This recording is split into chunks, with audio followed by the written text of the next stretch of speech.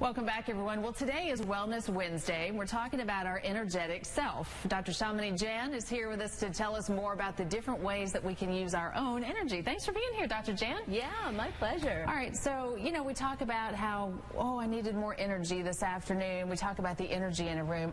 Energy seems to be in our vocabulary so often, but very few of us really explore that energy. We really don't. And, you've had the experience of just being totally burned out, tired, right? It's like your battery ran dry. And then there are other people that you see that they're like the Energizer Bunny. They seem to never run out of energy. And so what's behind that? What's fascinating is that the science is showing us that we are energetic beings. We respond actually to more than just chemicals and drugs. And so just like we've got our cell phone, right, and we've got to plug it in to recharge, we actually can recharge our bodies using energy. So some examples, we know that humans now can detect magnetic fields like animals. Yeah, and people are looking at things like sound vibrations, ultrasound. So we're familiar with going to the doctor and getting an ultrasound, right? Turns out you can use ultrasound, which is basically just sonic vibrations, to vibrate nerves in the body and reduce inflammation. It's even being looked at for Alzheimer's disease. So we're learning that we can actually put energy into our bodies to foster healing. It's interesting because so many people, want to steer away from putting chemicals and medicine in our bodies when we can change our diet or change a way of doing things that could help solve that same problem. Exactly. And so what's also interesting is that the ancient cultures all over the world kind of understood this, right? And they talked about the body being filled with a subtle vital energy. Sometimes people call that prana, chi. There's lots of terms for it depending on what country you come from. And so there are lots of practices. And one of the things that us researchers have done is also looked at some of these healing practices.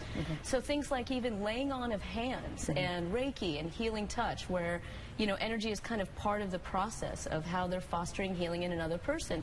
And we found through really rigorous controlled trials that these healing practices can reduce fatigue, improve depression, improve immune function. And the latest study by researchers at MD Anderson Cancer Center actually showed that a very trained healer could reduce tumors in a mouse model of cancer. So not only can we feel energy, but with proper training and guidance, we can foster healing in another person. And we can foster our self-healing as well. Yeah, so what are some ways that we can do this ourselves? Absolutely. So one of the things that we're also learning is that we as humans, just like all living things, are deeply connected to the earth. And it turns out that the earth's magnetic rhythms actually affect our bodies, even our heart rate. So a really simple practice that's been around for thousands of years is called grounding. Some people call it earthing. And all you have to do is simply place your feet on the earth. Now, you want to remove rubber-soled shoes for this if you can. If you got to wear leather cloth shoes, it's fine.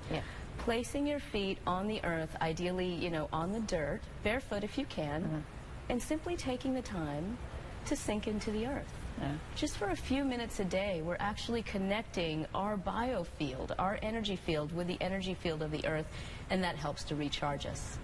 The other things we kind of already know, like breathing, for example. Breathing is synonymous with life. In many cultures, they talked about the connection of vital energy and breath. So when we're talking about breath, we're talking about simply taking a deep belly breath, right? So we can do that now. We just...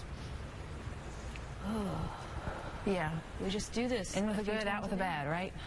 In with the good, out with the bad. We're actually fostering the charge of flow in our body through our cells simply by using the breath. Super easy. Now, it seems so intangible, though. How are scientists able to measure this in, our spiritual lives, thinking about, creation and energy and everything? How do they measure that? We are still working on measuring it, so this is what is really elusive for us. When we're talking about things like prana and chi, they've always described as being really subtle.